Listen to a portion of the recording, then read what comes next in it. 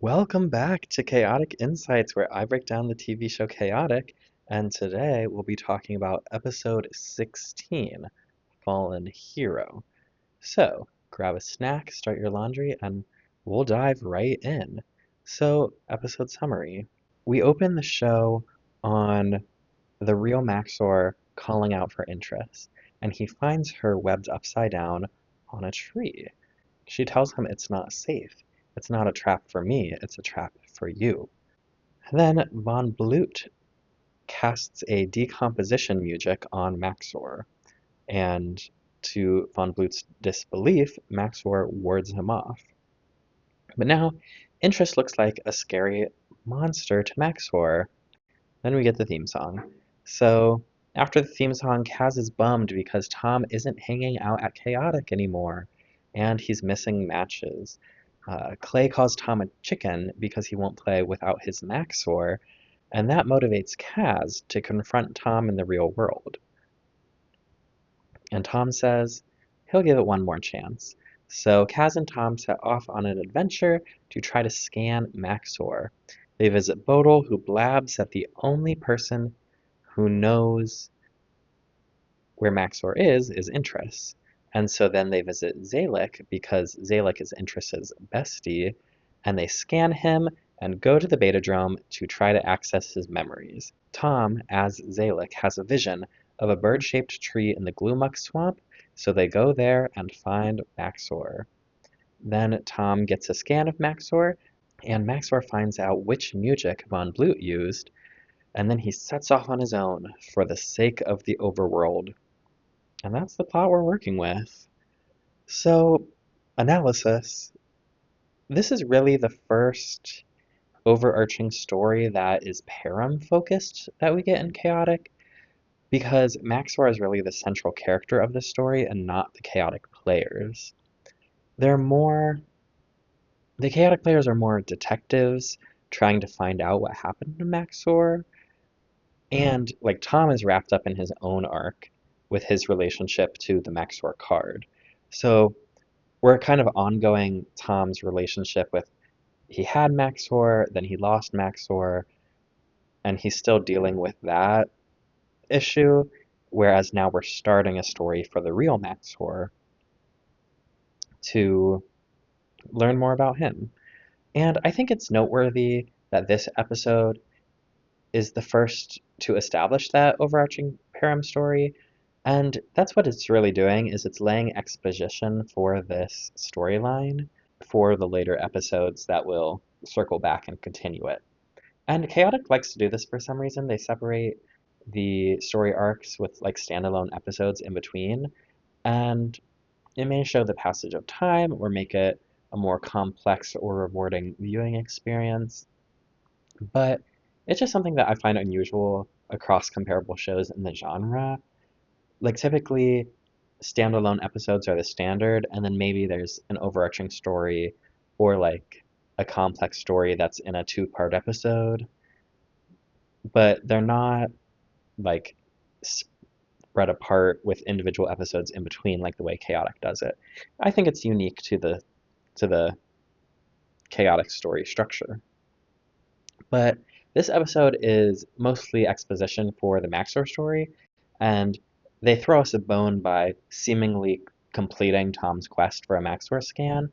Like they close out his story, yay, he got a Maxor scan, as they start the story for Maxor.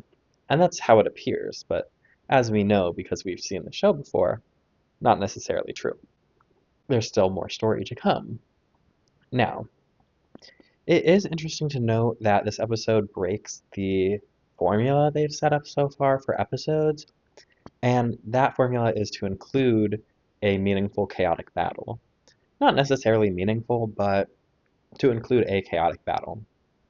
And so, for every story, not necessarily episode, but like, the first two episodes are one story. It's Welcome to Chaotic Part 1 and 2, or Bojan or Bust Part 1 and 2, right? Once for every story, they have one like meaningful chaotic battle, and we do see a Betadrome battle here, but they don't actually fight in the Betadrome, and we don't see them declare a winner to the battle because the winner is not relevant to the story at hand. The battle in the Betadrome was more of a information collection system than a battle itself.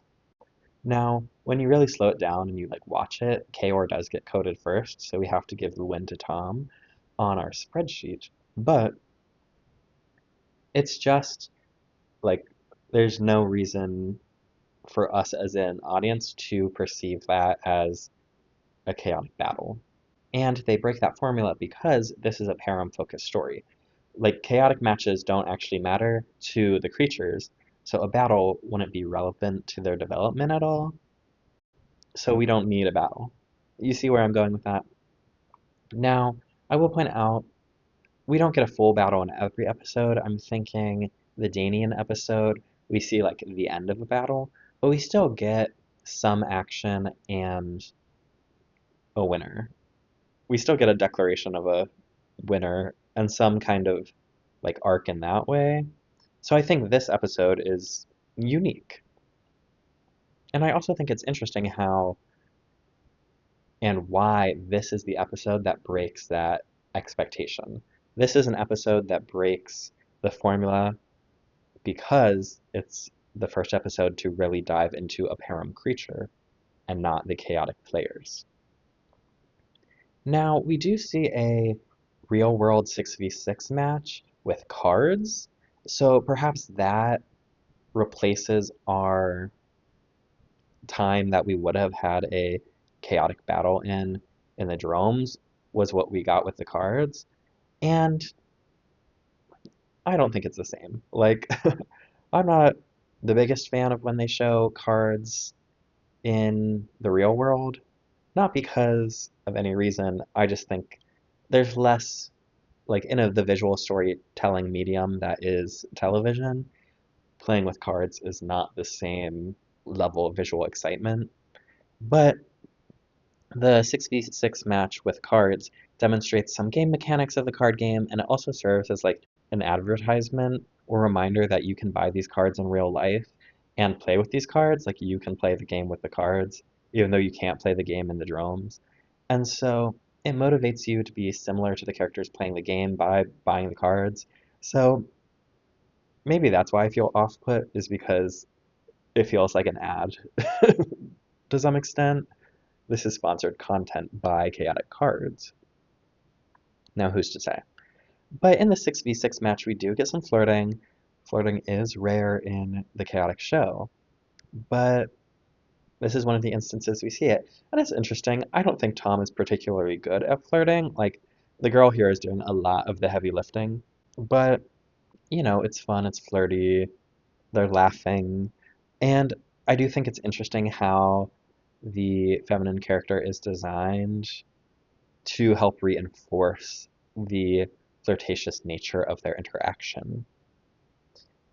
But let's talk about this real world interaction that we get with Tom and Kaz. So Tom tells us that he is never going back to Chaotic because he hasn't been able to scan Maxor. I am a Tom hater. Oh my gosh. It feels like Tom has regressed. Like we saw all this growth with Tom in the Codemaster episode specifically, where Tom reconciles that it's not about the cards, it's about the player. And he can be a good chaotic player without a Maxor if he relies on strategy and his knowledge and being confident. Like he just needs to play the game because he's good at playing the game. Was all that catharsis for nothing? Like that episode was a moment of like real growth and change for Tom, or at least it seemed like it. But he's like instantly reverted back to I don't have Maxor, so I'm not gonna play. But he's pushed it even further because he's not gonna play. He's not even gonna go to Chaotic. He's not gonna try anymore. And so it almost feels like these episodes are out of order. Like this episode where Tom refuses to go to Chaotic should come before this cathartic moment where Tom is like, "You're right, I can be good without Maxor." But you can't flip the order of the episodes the way that they are currently because Tom gets a Maxor scan at the end of this episode. And that propels us forward into this plot that we're going into. But if you flip the episodes, it wouldn't make sense anymore because Tom has a Maxor, so he can't learn to be good without a Maxor if he has a Maxor. You see the logic there, but would that make more or less sense than Tom instantly regressing? I think that like it makes sense the way that it is because of like Tom getting the Maxor, but him fluctuating in his emotions and confidence does make him feel like a more real character. He's more human, and because we know that growth isn't linear, but narratively in television shows, it usually is, and it can be frustrating as a viewer to have to watch the character relearn the same lesson over and over again. Like, he did not take Krellin's lesson to heart. He just didn't. But I don't think we're at the point of frustration. Like, it's not repetitive, bang your head against the wall quite yet, but it is noticeable when you watch these episodes in order that, like, Tom has regressed. Like, he learned a lesson and then he unlearned it. Perhaps that's just a feature of the medium, because if you were watching this on cable TV, maybe the writers don't expect you to catch every single episode, whereas like now in the streaming era, you are expected to watch all of the episodes in order from start to finish, right? But in the cable TV days, maybe you weren't expected to watch all of the episodes in order. Maybe you weren't expected to catch every single episode as they aired, or like for a casual viewer versus a committed viewer, like maybe a committed viewer DVRs the show and they do watch it from start to finish, but you still have like the week to week nature of it all. Whereas now we can like binge it and see them back to back, and it's more jarring back to back. Whereas if you have that time to breathe in between, maybe Tom could have changed his mind in that time. You know, it's something like that. But for the feature of the TV shows, if you only catch an episode here or there, you still want your episodes to make sense to you. Like, they need to be accessible for a casual fan. And so having characters rehash certain issues helps catch the viewer up to where you are currently. So if you don't happen to be at the right place at the right time, you can still understand the plot that's moving forward in a friendly way. So if, like, for example, in the TV show Friends, Ross and Rachel rehash their relationship kind of a lot. And it's not one of those things of like, oh, we did it and we're moving forward. No, it comes up just time and time and again. And that's a central conflict to that show. But it's easy for a casual viewer who hasn't seen every episode. They know going in, okay, Ross and Rachel have some kind of relationship issues. And that's our cultural foundation. Now I'm watching this episode and I'm seeing them have relationship issues. That makes sense. So through the chaotic lens, maybe you missed the Codemaster Krellin episode. Tom still doesn't have his Max for. We got to catch you up. It's interesting to think about how the viewer experience can affect the way the story is told. So that leads us to, even though Tom is learning lessons, this episode is structured in a way that makes it accessible to a casual viewer. However, this episode is still rewarding to more dedicated viewers because it utilizes the structure of the overworld that they have been establishing over the course of the show. For example, they visit Bodil. Bodil, being an important figure in the overworld and being a blabbermouth, were established in episode 6. And they also visit Intris and Zalek's friendship that was established in episode 12, and that Zalek is a guard member at the passage and what the passage is. So being able to recognize these characters and those locations are rewarding moments for a more dedicated viewer who knows all this stuff and they understand the context around it, whereas the plotline itself is more accessible to a casual viewer. And isn't that interesting? They've structured it in a way that both can have a rewarding experience.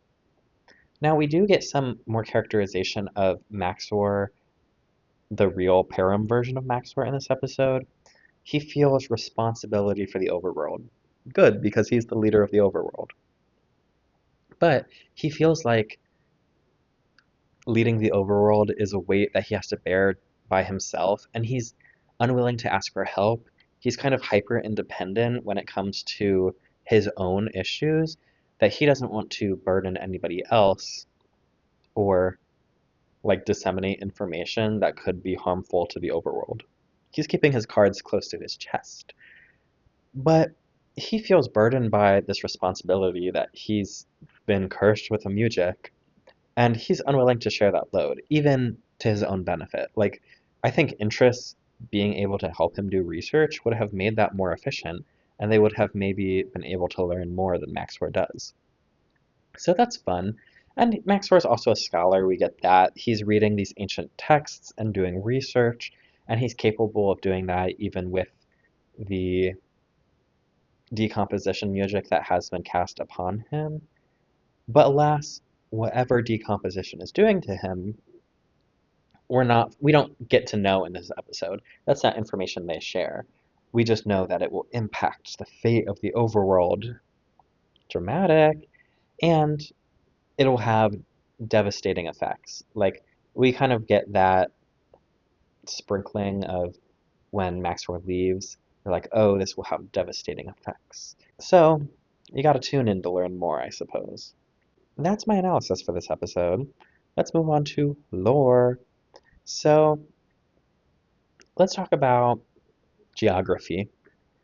Overworld to underworld, we have the passage. But how did Blute get to the overworld? This is my question. He couldn't have taken the passage because we know Zalek is guarding it, and we know that like he does a good job with that. He would have been alerted if Blute was somehow in the overworld. Or maybe he did take the passage and that's why interest is there, because Blute made it through the overworld. That's a possibility.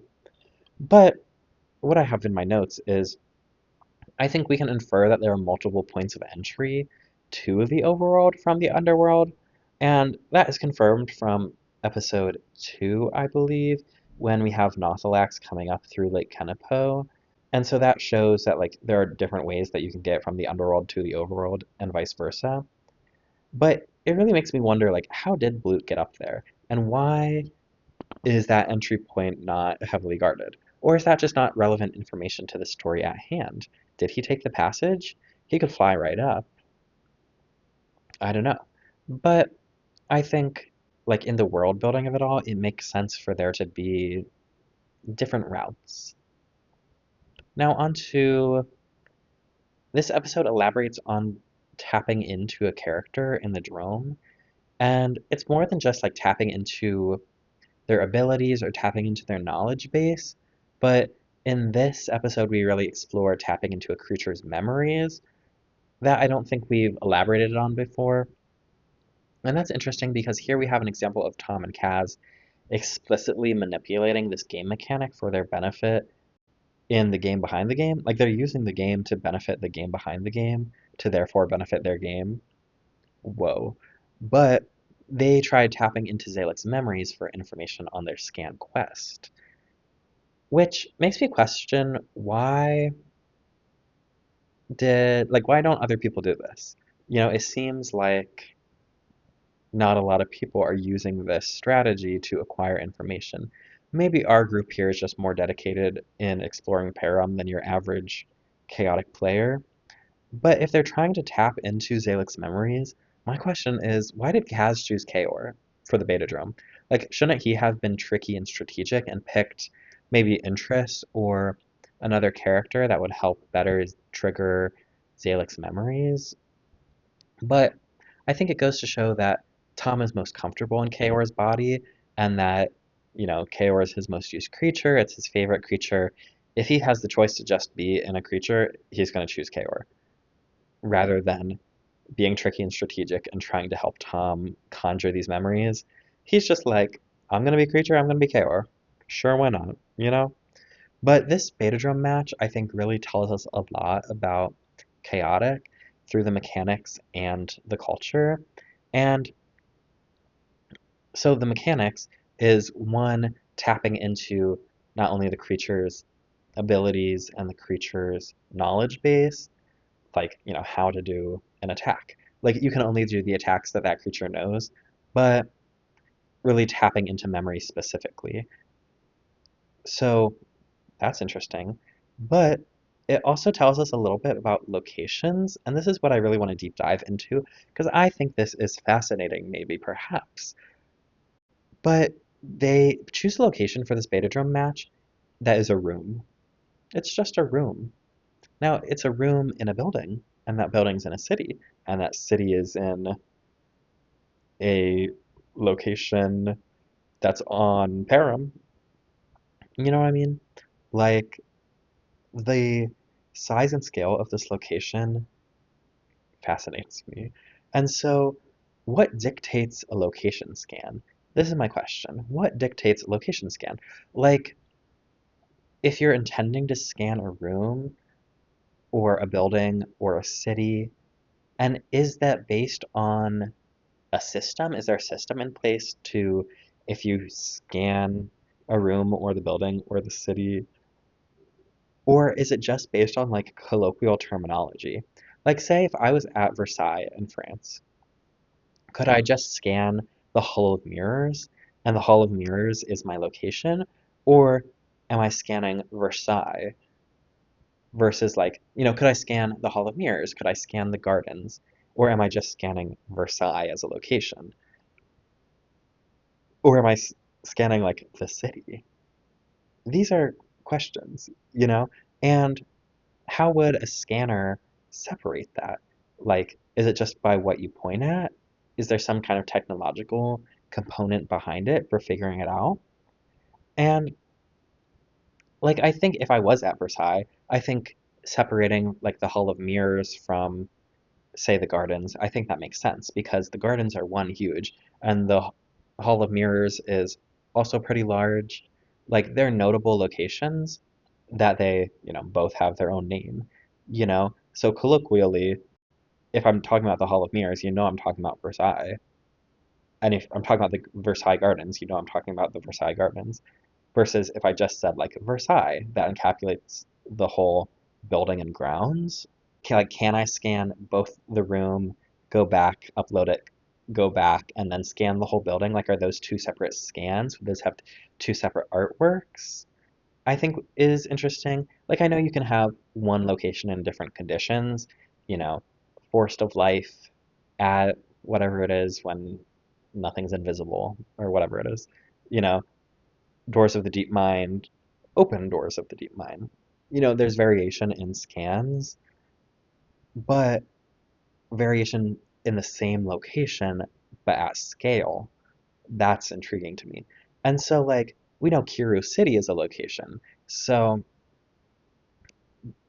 did they scan Kiru? Like, how do you scan Kiru City versus I'm in Maxor's, like, building and I want his, like, specifically his battle room? I'm scanning the battle room. And I think, like, colloquially, we have different names for things. And I think instinctually, I would differentiate things. Like, if we're at a high school, can I scan the elevator? Because the elevator is a different room than like each individual classroom. Is each individual classroom a different location scan versus like the gymnasium? Is that a different location scan? And for me, like instinctually based off of vibes, like each individual classroom, that's not a location scan. Like even though they each have a name and a title and they like belong to a person, it's relatively small. It's enclosed. I don't think there's enough differentiation to make that a suitable battle environment unless you're really trying to get like hand-on-hand combat. Like I think maybe a small location like that, like that room that they do are in, that battle room. I'm sure they could like walk out the door and go into the rest of the castle, but that's their starting place. And when you start in such a close proximity, it makes the battle mechanics, it forces you to confront your opponent right away. Versus like if you're in Kiro City and you're a couple blocks apart, you have to find each other. Like there's an interesting impact on strategy and gameplay based off the size and scale of the location. But I think like a classroom, not necessarily. Like maybe you would have the hallway or like the section of the building, like maybe upstairs or downstairs, Not necessarily. Even that still feels like one location to me. Versus like the gymnasium could be a separate scan. Like I think the gymnasium, basketball, like maybe the football field is a separate scan than the basketball court, which is a separate scan from the like academic wing. Like I think those could all be separate scans, but you could also scan like the high school. Does that make sense? I just think like those are the vibes that I get. But how does the scanner differentiate? Is it like if you're in a specific room, it'll pick up, like it probably picks up the smallest scan that it can, like the most specific. That's probably how I would program it, right? Because as a computer scientist, um, like the most specific scan you can get, and then you get broader and broader, right? Because if you're in the gymnasium, that's hyper specific, and then you walk out the door, now you're scanning the high school, versus you walk out the door and now you're scanning the city. That could work. I'm I think we're having a good dialogue here. Maybe when we build scanners, this is how it's gonna work. But I just want to know. So that's my little rant tangent on that.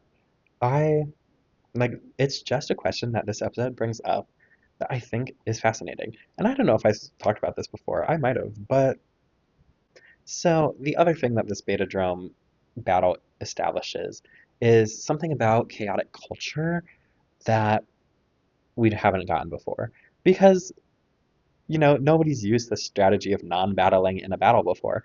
And that is that we learn that the Betadrome is not typically used for anything except for battle. The crowd gets upset when Cass and Tom do not immediately fight. Like they see each other and everybody's like, why aren't they attacking?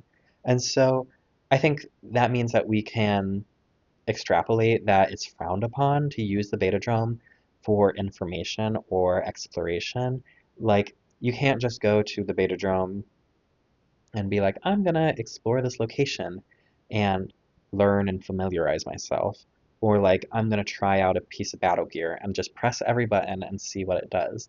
Because that's not interesting content for the Betadrome dinner theater, and so therefore it's frowned upon. And who knows if you can even go to the Betadrome by yourself. But that's the cultural expectation is that you're there to see a battle. And I think that highlights a core value of efficiency to some extent. Like at Chaotic, you're here to see a battle, like let's battle, keep it moving. Because if you're not battling, then what are you doing? You can't use the Betadrome for leisure, you can't use it for practice, you have to battle for entertainment. That's the point of drones. And I feel like I understand that in the Codemaster drones, but I feel the Betadrome, the whole point of it is that there are no rules. So when they're using the Betadrome for something other than battle, to me, I'm like, woo, woo. Like that isn't that the point of the Betadrome? But by the reaction of the crowd, clearly it's not. Clearly the battle drum, the expectation is that you battle. You battle in the Betadrome. But the reaction also shows us that it's being used in an unusual way. So like even if you were practicing or you were messing around, it would still be televised. So you're still being perceived and policed by this public surveillance system. So like, if you're trying to be sneaky or discover a new strategy or I don't know, explore, it's not necessarily advantageous to publicize it in a way by going to the Betadrome and making your strategy public, especially if you're like about to go up for a big battle. If you go to the Betadrome, you're broadcasting your strategy and the information you learn to your potential opponents. And so perhaps that's one reason why this like culture exists is you're there to battle, you're not there to learn, because if you're there to learn, you're also teaching. And gatekeeping information is useful because it helps people win in this competitive atmosphere. So I think that's interesting. But like clearly, based off the crowd reaction, nobody is doing like Shakespeare in the Park in the Betadromes. Like I think college is a great comparison to chaotic in some way, like based on the way it's set up and maybe like the culture, especially when we get to the Chaotic Kings episode, and we'll talk about that when we talk about it.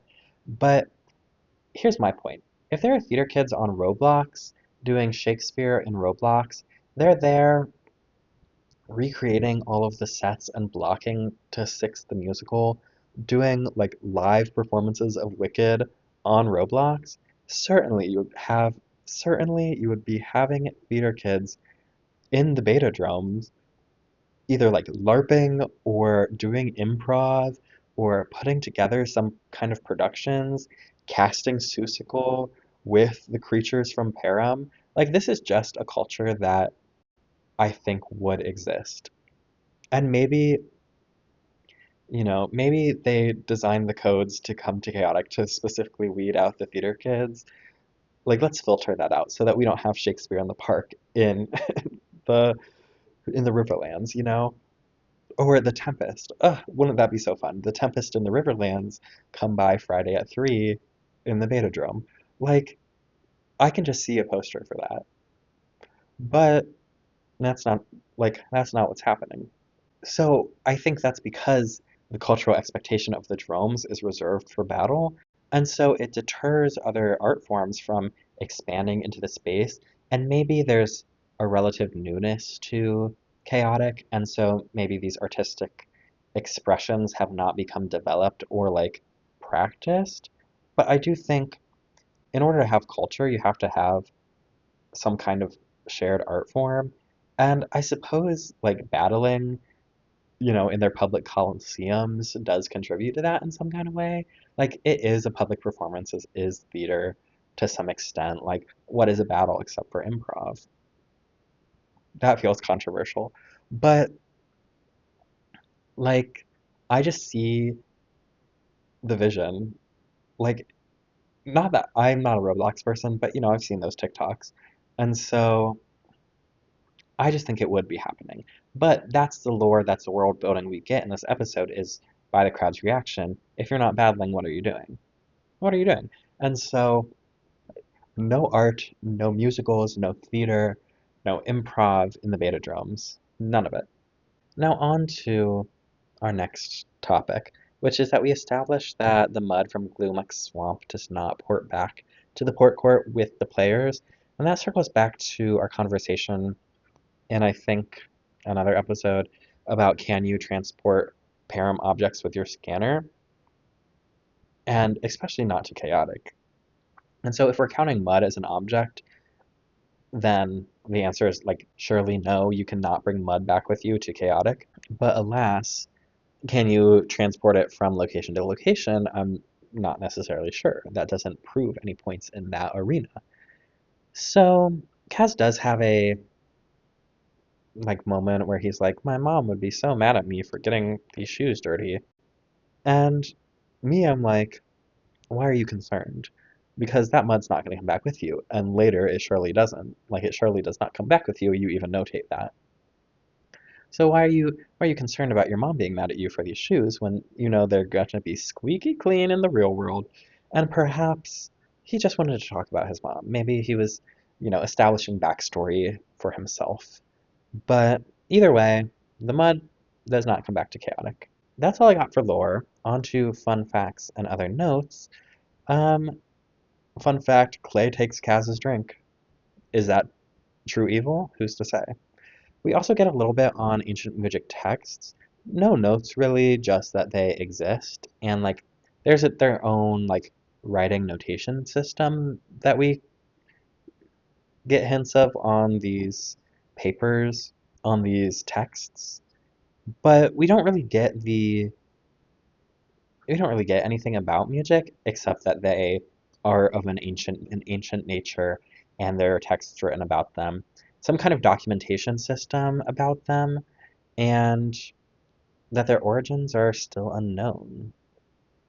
So another thing that happens is we have a moment where we reinforce the rhetoric that underworlds think tricky. They are differentiating overworld and underworld culture once again, and that the underworlders are more tricky. They think tricky, just like Kaz. Sure, why not? Um, and then my final note here is, can I be honest? I kind of want to know more about Boodle's inventory system. His inventory system, like as a kid, no, like they definitely get him to babble on to an extent where you're like, all right. And then they have the like crossfade where your show's time has passed and you're like, whoa, he talked for so long. Like Bodil should just be a filibuster for hire. And sure, no, maybe not. But he does say some interesting stuff. Like his inventory system is categorized, well, it's categorized alphabetically, and so it's alphabetized with subcategories. So it's by letter, but then broken down into gear type, model, style, and place of manufacture. And so that implies that gear is manufactured in different locations. And gear type, you know, aerial, blaster, model, so model number, we're assuming that we're giving all of these Battle Gear serial numbers.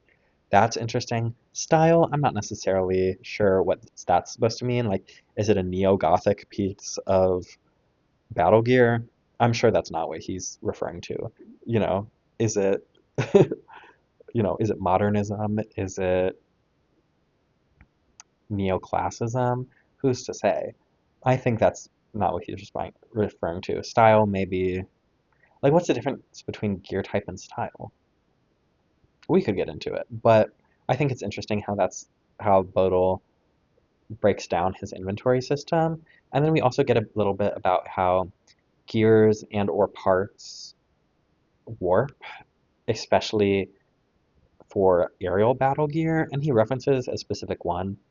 But I do think that's interesting, like maintenance wise, like what are the shelf lives of all these battle gear?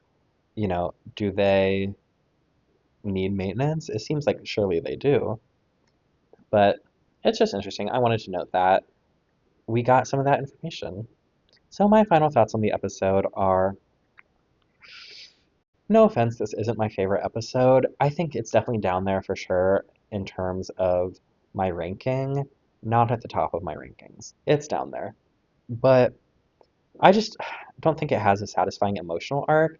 Like, sure, we get that Tom gets his Maxor scan, but I think they're really throwing us a bone there of like, here's some sense of completion, and the rest of it is more the opening to a story. And so when I leave, I'm not feeling that catharsis. You know, I'm not feeling it in here. But that's just how I perceive this episode. And even though I think the Betadrome moment is pretty iconic because it breaks the formula of the show by omitting a real chaotic battle for this like investigatory, investigative, if you will, moment. Like, and it's iconic because they're just in this room and it makes you question the location. I don't know, it's just a moment I think about or that I have thought about in the past. Like, I think that moment is iconic to me. It doesn't like lift the episode up with it. I think the rest of the episode still, I don't know, is a little bit of a drag. And we don't really revisit Tom staying away from Chaotic or that girl that he's flirting with. And there are just so many aspects of this episode that really don't have any ramifications to the plot. They leave a bunch of loose ends, and we leave on a cliffhanger. And so my question is like, is it necessary? Probably not. And that like 6v6 battle feels more like an ad, an excuse to feature physical cards. And I don't know, it feels incomplete in some way, and I think that way is the emotional arc. We do get like that what they throw us a bone, but I don't know. That's just how I feel about this episode. I'm like, "Oh." Those are my intellectual reasons for having a lower evaluation for this episode. I think emotionally, I don't love the moments when they show what Maxwell sees. Like the way that they distort interests is creepy and jarring, and it's supposed to be that way. Like I get why Maxwell is scared because it's unpleasant to perceive. And for me, it's unpleasant to perceive. So as an audience member, I'm like feeling unpleasant. That's the way that I reconcile with it. I'm like, I just don't love the way that it's done.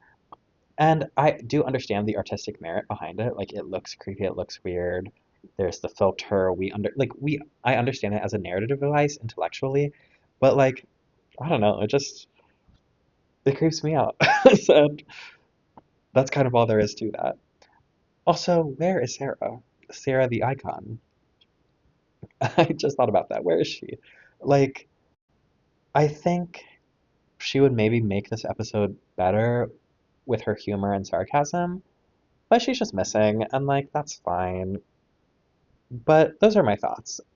Ultimately, it's not my favorite episode, but I do understand the importance of this episode to the overarching stories and the lore of Chaotic as a whole. Just because I do appreciate the episode for what it does, doesn't mean I have to like the episode for what it is. And those are my thoughts. So, thank you for watching. Let me know what you think, and I'll see you next time. Think about liking, think about subscribing, and with that, have a good night.